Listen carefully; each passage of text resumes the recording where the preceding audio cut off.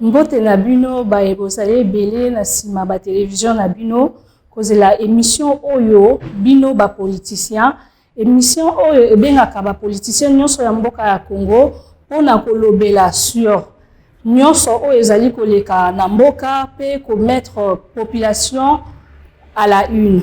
Sans plus tarder na émission oyo na koyamba mutu aza mwasi lokola ngai aza pe mutu na politique na kotika bino bo découvrir ye.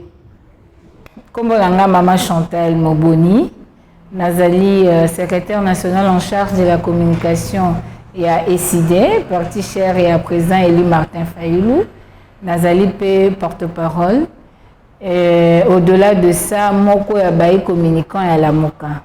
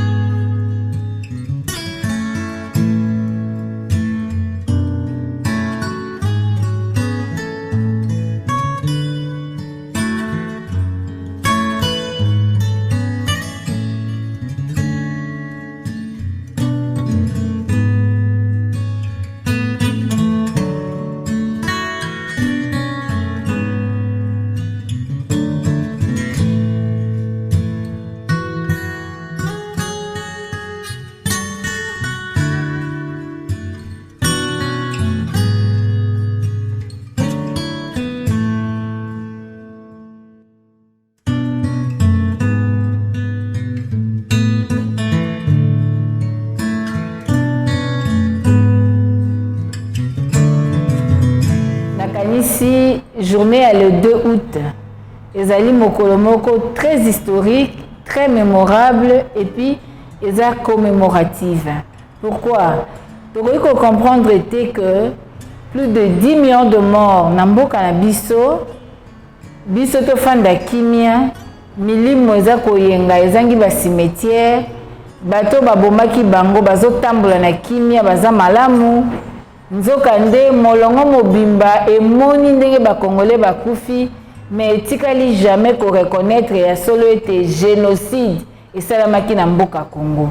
Yango omoni le président élu Martin Fayulu Madidi lokola patriote, commandant du peuple, azana humanisme, pe na sens ya redevabilité na peuple oyo aponaki ye comme choix na ye alobi ete tosengeli kofongola tiroir ya oubli tolongola makambo nyonso ebatami entre autres génocide esalami na Congo bato bakufi esengeli molongo mobimba ba reconnaître ya solo ete génocide esalami na mboka Congo esengeli ete tribunal esalama mpona ntina mboka Congo po toyeba koétablir ba responsabilité na kati ya mboka Congo toyebi biso na Kinshasa tomonaki le 2 août tozangi mai solo tomonaki ndenge ni courant ezate mai ezate na Mwanda na ba Congo na intérieur na ba province orientale nyonso tomonaki ndenge nini mboka ezalaki na se agression Rwanda Uganda burundaise donc tokoki kofanda kimia te tokei na Kisangani tomoni guerre à 6 jours et pas wapi des armées étrangères ebundi na mabele ya mboka Congo. Pekino lelo depuis le 2 août 98 makila ya congolais ezali kaka kotanga vie ya congolais komi désacralisé na tina na yango boni te communauté internationale esengeli eyeba ete génocide esalemaki na mboka Congo. Lokola bango bafandi kimia, bango bazali kozala na bango na kimia na likambo wana, esengeli biso moko bana Congo to telema to rappeler na mokili to éveiller peuple congolais to loba na ete bandeko bakufi na mboko pe bakoko bakokufa to loba na bango ete esengeli bato babomaki bato basamba pe bazwa etumbu elongo bani na bango to loba pe na bango ete soki tofandi kimia toza complice, soki tosali eloko te ba génération future ekotuna biso eloko nini tokolege na ba progéniture na biso soki biso to changer histoire en mboka Congo. Nzoka ndengonga ekoki ya kokoma histoire ya mboka Congo esengeli tokoma po ete bokitani na biso bayeba ete 10 millions de morts bakufa na Congo po Congo eza riche, 10 millions de morts bakufa na Congo po groupe moko ya bato po na baintérêt na bango pe baza na service ya ba multinationale balingi mabe kota na mboka. Bato bayeba ete histoire ya Congo babongolaka yango te. Désormais toboyi silence tolingi ya solo penza tokoma histoire ya mboka na biso po moto oyo azangi histoire, peuple azangi histoire, aza peuple azangi repère. Yango moni lokola aza le commandant du peuple, lokola aza symbole ya unité na cohésion nationale. Yango moni le 2 août ezaki respecté partout. Impact eza partout. Ok na Uvira, ok na Beni, ok na Goma, ok na Monyeditu, ok na Lubumbashi, ok na Congo Central, ok na Kikwiti, ok na Masimanimba, ozongi na Kisasa, ok na diaspora, na Suisse, ok na Grande-Bretagne, ok na Bruxelles, ok na États-Unis, ok na Canada, ok na Inde, ok na Afrique du Sud. Molongo mobimba bana Congo batelemi balobi ete stop na génocide, balobi ete plus jamais ça, balobi ete nous voulons que la communauté internationale reconnaître qu'il y a eu réellement génocide au Congo. Yango moni eza impact au journée le 2 août et sali parce que lelo congolais nyoso ayebi à se rappeler azana mémoire éveillée sikoyo ayebi que c'était un certain 2 août nde badongolo miso bakotaka na mboka, c'était un certain 2 août nde tokataka courant na mai tokenda tobanda olamba na bakoni, 2 août nde bana tiango bakanga ba rebelle na maboko. C'est l'histoire de notre pays et sengeli ekomama yango moni impact yango wana pe lelo mokimo bumbezo lobela parce qu'à partir le 2 août le président Eli a rappelé pe biso qu'ils aura un rapport mapping moko bombama na ba tiroir et sengeli za exploiter bima toyeba banani baoboma mboka Congo pona coltan pona calcaire pona cassiterite baza aussi c'est bana Congo. Donc c'est une date historique, c'est une date où est inaugurée ère nouvelle. Yango moni to pesa ki ba bougie to lobi, nous devons maintenir la flamme allumée. Plus jamais ça, désormais nous écrivons l'histoire de notre pays.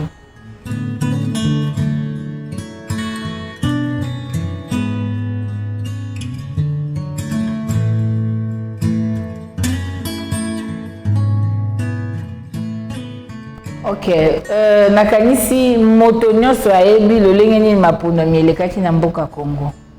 C'est depuis février 2019 que le président élu Martin Fayulu a proposé un plan de sortie des crises.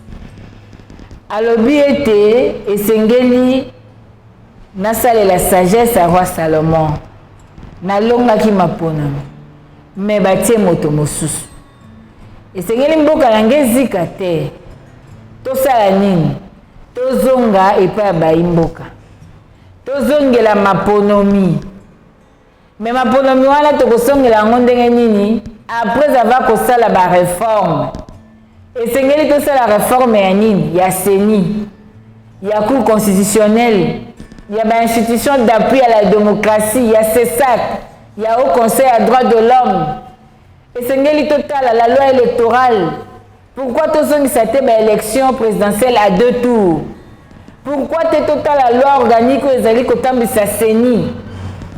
a proposé qu'il y a pour que tout ça la réforme à solo FCC cache la mouka tout sali au Conseil national pour la réforme institutionnelle tout tient la réforme tout zongi et pas y a peuple les souverains primaires à Catholique Cambouana à pona moto ya lingi pour que Atam du Samboka yango des seul gage pour sécuriser les choix de l'électeur congolais. Parce qu'en 2006, tout ça qui est hold-up électoral. En 2011, hold-up électoral. En 2018, même, devons-nous continuer à hold-up électoraux? Devons-nous continuer à saboter les choix électeurs congolais? Yango Moni, na boigna, pe na bolingo ya Congo, na patriotisme, a proposé plan de sortie des crises. A boy écoute que la vice-présidente de la République n'est pas proposé qui est. A boy intérêt individuel à lobby non. Ça c'est le destin de tout un peuple. N'a coquille jamais. Nandi mako bradembo kanangai et sengeli le souverain premier à Katalikambo. Mais yamboto zongelaye na ba élection anticipée. Tout ça la nan ba réforme. Mais baninga batia ki tembe. Baninga bakantia ki bakokamba par défi. Lelo toza wapi. Crise institutionnelle aux Okokasu Kolobate. Donc, comme il y a un scène à ménage, comme on a premier ministre à côté de la moto à Nomaki, comme on a ministre à Kolobaza opposant, comme on a Bazouzi à porter serment, comme on a Assemblée nationale à côté de la moto à Zakonani, conjoint à Katia, il y a coalition à Bango. Rien ne va. Mboka est sombré. Le pays va très très mal. La seule solution aujourd'hui est la réforme institutionnelle consensuelle. Toriko sala yango na kati ya parlement oyo te. Pour parlement oyo, bango moko bandeko IDPS balobi ezali na majorité artificielle. Bango moko bato IDPS balobi les députés sont nommés. Mais c'est que quintessence ya likambo réforme. Toko ko memango te pa ya bato bazangi mandat ya peuple congolais. Et sengeli to sala yango na consensus pour que toyeba ko bongisa lobi ya mboka Congo. Yango moni la seule solution à cette crise. Ozomo la crise oyo to bandaki koloba ba ko mona ngoli seki. Mais lelo mboka kufi. Lelo peuple a ko souffrir. Social les intenable. Nous pouvons prendre 5 000 francs. Et que la madé inani, bebunde la madé sur 4 000 francs. Le peuple a kobi kandengeni. Yango tolobi, la seule solution à la crise, la seule solution salvatrice pour nous redonner l'issue, image. Peu que nous ne piffe pas Morimboka. Na Congo, ils ont un plan de sortie des crises. Pour que Mboka ait décollé et tout soit un décollage durable, un développement durable. Tolingi lissus ba fantaisie na ba formalité.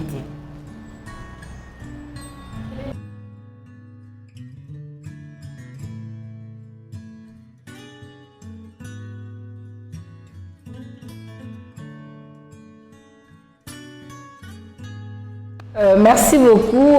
La Mouka, c'est une plateforme Oyo, Lelo Ezali, Yaba Liberté. La Mouka, c'est l'esprit du peuple congolais. La Mouka, c'est le veille patriotique. Le peuple s'est approprié cette plateforme. Pas plus tard que ce 13 juillet, au Monakitango, la Mouka a bengi peuple a manifesté contre le complot de l'Assemblée nationale et la CENI, il y a brader l'indépendance à CENI, il y a caporaliser la souveraineté à peuple. Binomoko bomona kindengenini la Mouka zayaki nanzela sans kokabambongo sans batuba bunda pona kowela mbongo lokola tomola ki na baka mususu. Pour vous dire que la Mouka aujourd'hui c'est le peuple. La Mouka kokufa mukolo peuple akusila na Congo. La Mouka, c'est l'esprit du peuple. La Mouka n'est plus l'affaire des leaders. Le peuple s'est approprié la Mouka parce que c'est la Mouka qui incarne son choix. C'est la Mouka qui incarne son destin. À comprendre que Lamuka à travers porte-étendard na bango, le président élu Martin Fayulu, et symboliser cohésion nationale et symboliser unité nationale. Yango moni Lamuka ezali eloko a peuple, tant que peuple a vie, peuple a na bomoi, peuple a kokoba, Lamuka eza ko vivre. Donc Lamuka eza papier, Lamuka eza bikité, Lamuka eza contrat à batouté, mais Lamuka c'est le peuple congolais. Yoza Lamuka, Ndanaza Lamuka. Lamuka, c'est cet éveil de conscience. Oh, rappelez biso lelo que nous avons perdu 10 millions de morts. Lamuka, c'est ce qui nous a permis aujourd'hui de connaître que Babomba qui remporte Mamping na tiroir. Lamuka, c'est ce qui nous montre aujourd'hui que nous devons avoir des élections où il faut respecter le choix de l'électeur. Lamuka aujourd'hui, ils ont refondé le peuple mémoire. Donc, etikali kaka yango moko boussole, yango moko clé où sunga peuple pour azala à se prendre en charge pour à défendre la souveraineté.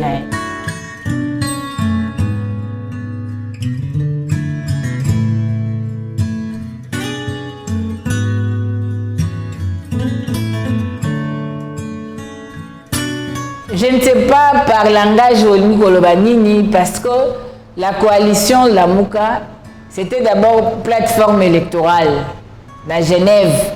Et Bimiso, le candidat commun, peuple peut entériner à voter l'élo président élu, Lamuka. Lamuka s'est mué en plateforme politique. Ezali Kokoba. Tous allons na Lamuka avec nos 4 leaders. Tous allons Kokoba. Lamuka ezali wana sur le plan de la forme. Parce que sur le plan de l'esprit, Lamuka c'est l'esprit du peuple.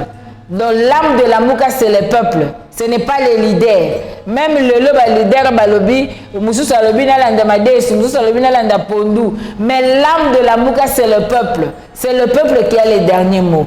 Parce que Bobo Sanaté, c'était ici sur le boulevard Triomphal, le 29 septembre 2018. Où le peuple a 5 qui le 7 leaders de l'époque, il y a Lamuka, Babi Misela est candidat commun. Parce qu'il veut mettre fin à un système, il y a Ndoro Kabila. C'est sur recommandation du peuple, sur instruction du souverain primaire que Lamuka a été créé. Et cette création du peuple, Motako Bombango Azate, ce qui peuple est mon côté.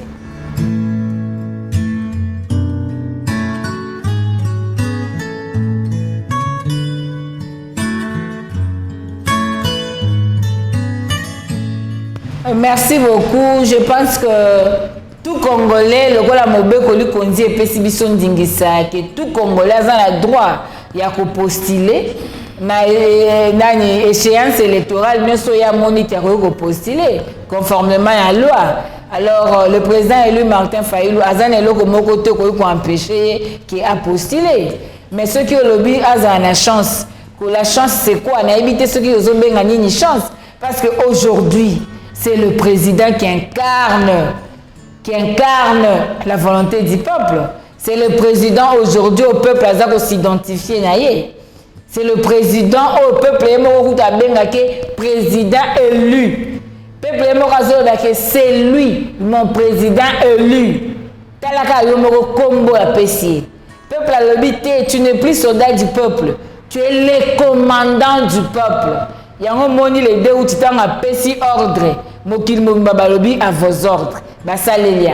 C'est pour dire qu'un tel homme, intégrité morale, intégrité physique, et dans l'intégrité intellectuelle, moutouazan na background naie, moutouazali na moralité élevée na éthique, moutou aza patriote, aza na souci à mboka nae, Congo. Peu moutou yo, 2 ans après hold-up électoral, le peuple ne fait qu'écouter son leader. Et c'est un visionnaire. Moutou andenge wana, nana ko boto les chances. Moto au peuple à Pamboli, nana ko bolongole. Parce que la voix du peuple, c'est la voix de Dieu. Moto au peuple à Pamboli, nana ko modire. Donc je pense que wana eza soutien à tout ça la polémique. Le président élu, il est là, c'est l'homme du peuple, c'est le chef du peuple. Nous on ne parle pas de 2023, parce que nous exigeons des élections anticipées. Nous tous le bango butu na moi, quel que soit jour yango koya, mais avant toute chose, tolingi réforme. Réforme salema, tozonge la peuple, parce que ordre électoral les ont mérité 50 à mandature. Yango tolobi était le président élu Martin Fayulu reste et demeure les choix du peuple, reste et demeure la volonté du peuple, reste et demeure l'homme selon le cœur du peuple et selon le cœur de Dieu. Parce que la voix du peuple, c'est la voix de Dieu. Yo moko ozomona ceux qui a lobby likam ezosalema kala te tant akoya tokende koyamba yo moko komona la légitimité est immortalisée. Ça transcendait même les frontières nationales. Moutapesi mot d'ordre mais na Inde ba obtempérer, na Bruxelles ba obtempérer, na Isha partout Canada, mokili mobimba de l'intérieur à l'extérieur. Mais c'est qui cet homme-là? C'est un homme miracle. C'est un homme au Zambatier pour le Congo qui a une mission particulière pour le Congo. Tant que mission a le coquille samité, moto kolongola été. C'est un homme au Zamba Pamboli. Dieu s'est choisi un oin à Tewana. Yango nazo kebisa ba imboka. Ba o sans koye ba dans l'ignorance ou bien à Kijalelo. Ba lingara ko profaner maloba mabe contre mutuana. Ba keba ba ko tirer kanda nzambe. La nature ne vous enseigne-t-elle pas?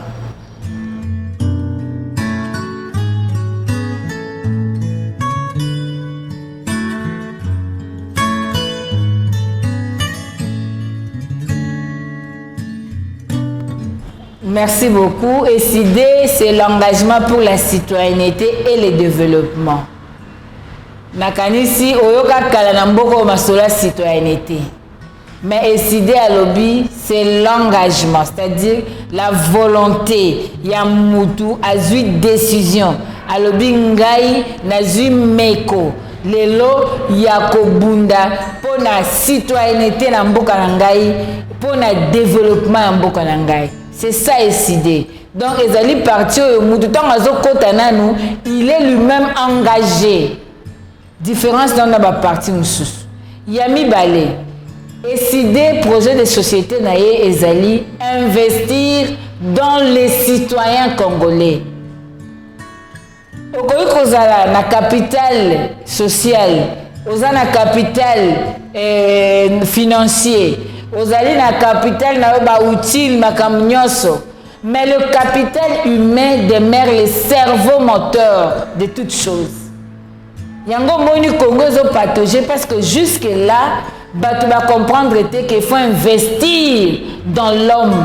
C'est le capital humain qui doit être valorisé.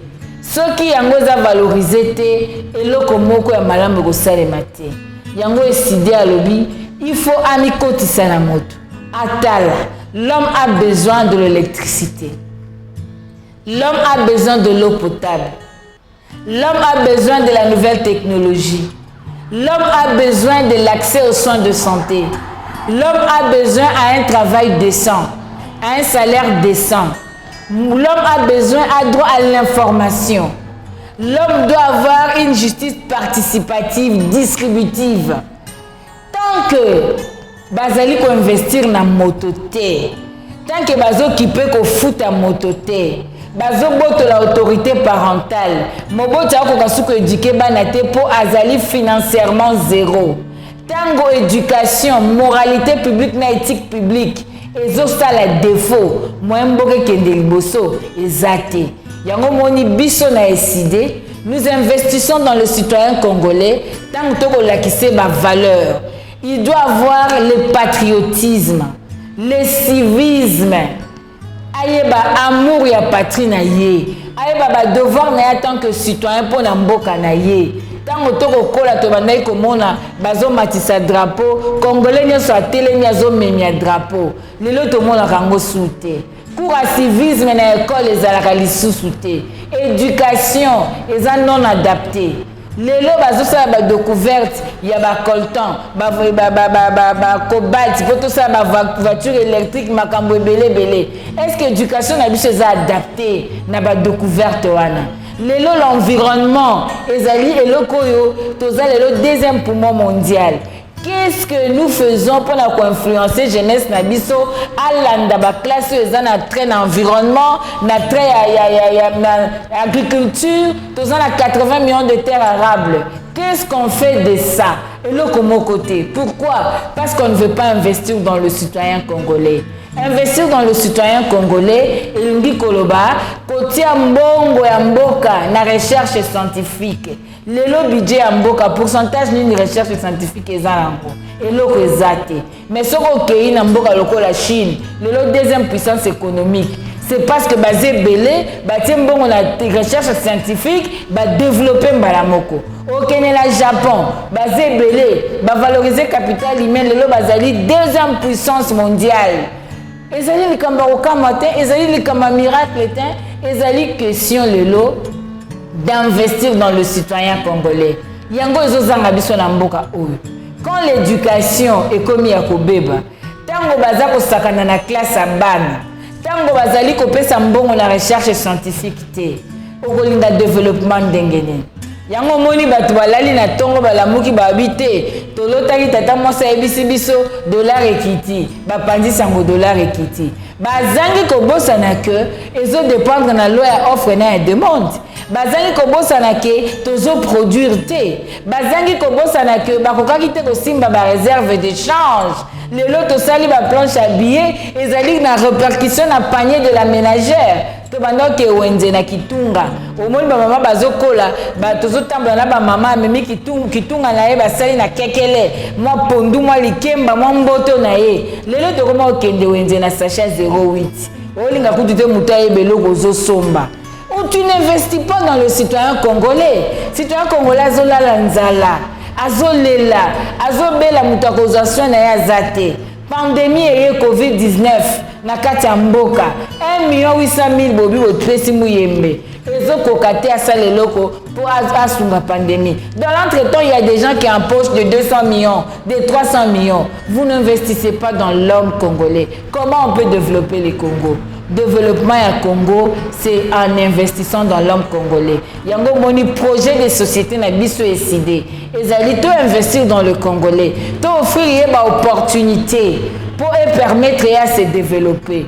Opportunité ceux qui te lobby le to investir dans l'agriculture. Ce qu'on a dans programme, il y a campagne à président élu Martin Fayulu. Tu investis dans l'agriculture, et puis combien de chômeurs barozami sala? Nous avons des agronomes ici.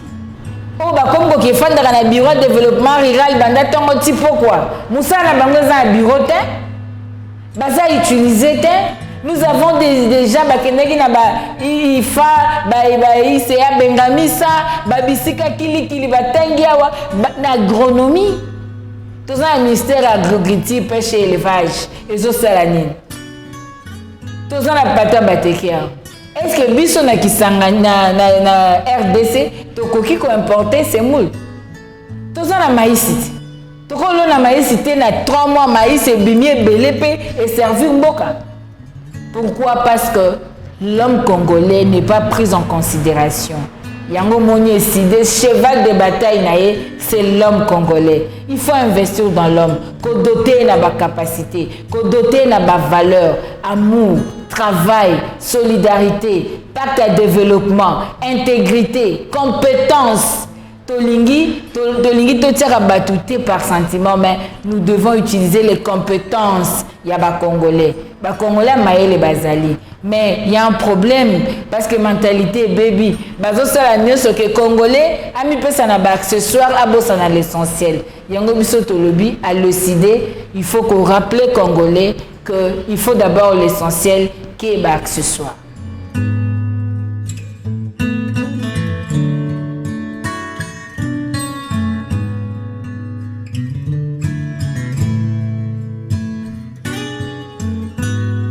Bon, ECD, c'est un grand parti politique.